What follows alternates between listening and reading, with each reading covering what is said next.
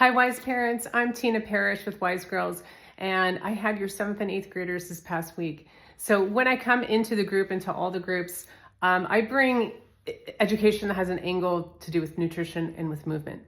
So these groups are still very young. They're still really in the formation stages. And if you're unfamiliar with some of the small group dynamic language, we use the term forming when a group starts first coming together. We use the term storming when maybe it's a little bit of rockiness, they're trying to move through something. Then norming when it feels like they've gotten through that, and then performing when they really start to excel. So this is still in the forming, if not storming stage, because at 7th and 8th graders, right, insecurities can come up, quietness, not sure I'm going to be the first to talk. But this is such a lovely group of girls, right? And so and I really want to get them to come out of their shell and go forward.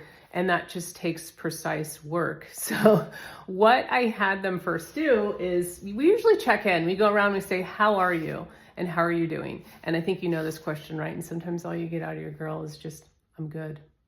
Right? So I let that happen, kind of check in. How are you doing? I'm good. Lots of goods. And then I brought my question jar. So this can help stimulate conversation because there's no answer that can really, good won't suffice. So one of the questions, when is it hard being a friend? Like that's really brings a lot of discussion. What's the funniest thing someone did or said today? So it opens up and it brings the comfort as these girls start to get to know one another. They did that in a large group, and then I had them break off into pairs and take some of the questions out. So just in a smaller environment, be able to ask each other questions. And then I had them move out. So they all get to experience getting to know one another a little bit more. So the movement that I had to do with them, I didn't want to put too much on them as they're still, again, in that kind of forming stage, and we want to be sensitive about it, is I had them play my emotional Jenga game.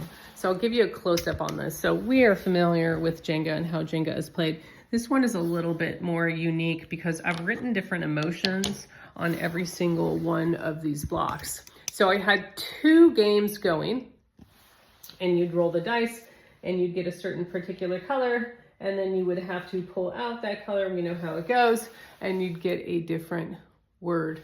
And it brought into a lot of discussion. They started talking, oh, I hate that word. I hate being unsafe. I don't like that. Oh, I've got courage. I need more courage.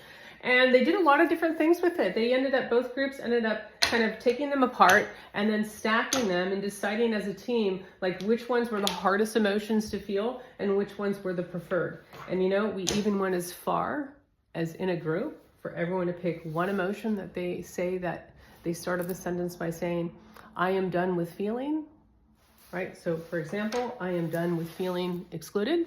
Very brave to be doing that in a group of girls. And I want more clarity in my life. So they set some intentions, which is good because we had a hot chocolate cacao ceremony. They played barista. So when I come, I bring nutrition. We set up barista.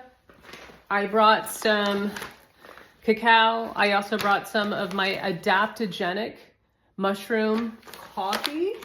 There's no caffeine in it.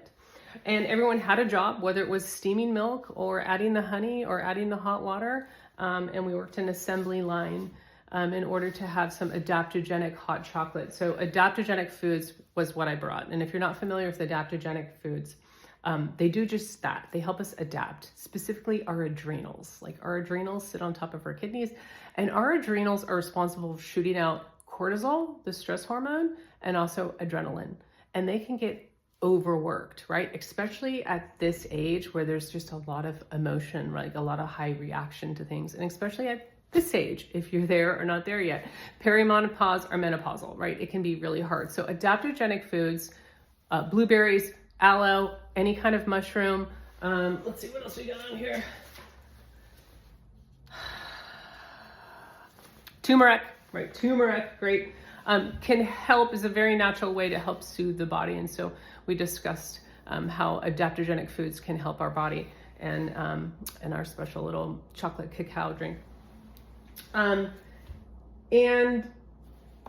to just play on this lesson a little bit more, what you can do at home about this is you can certainly buy a Jenga game, and you could challenge your daughter to like write as many different emotions as possible and play this on the dinner table, right?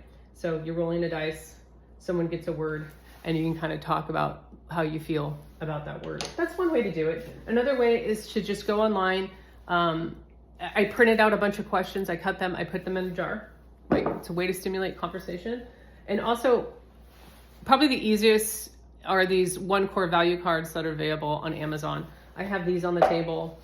You pull a card out or you make a choice, and you have just a little discussion about what the word means to you. So it goes past that I'm good, right? And it breaks into from forming, storming, into kind of norming, like this is what our family does, this is what our group does, and into performing. They're a wonderful group of girls. I can't wait to do more with them. They have such wonderful insight. They have such wonderful awareness with one another. This is a special group. They're all special groups. This is a special group. And I can't wait to work with them more and just see them go into that norming and then into that performing stage and just learn all the goodies that they can to take care of themselves, right? Emotionally, socially, and physically. Thanks.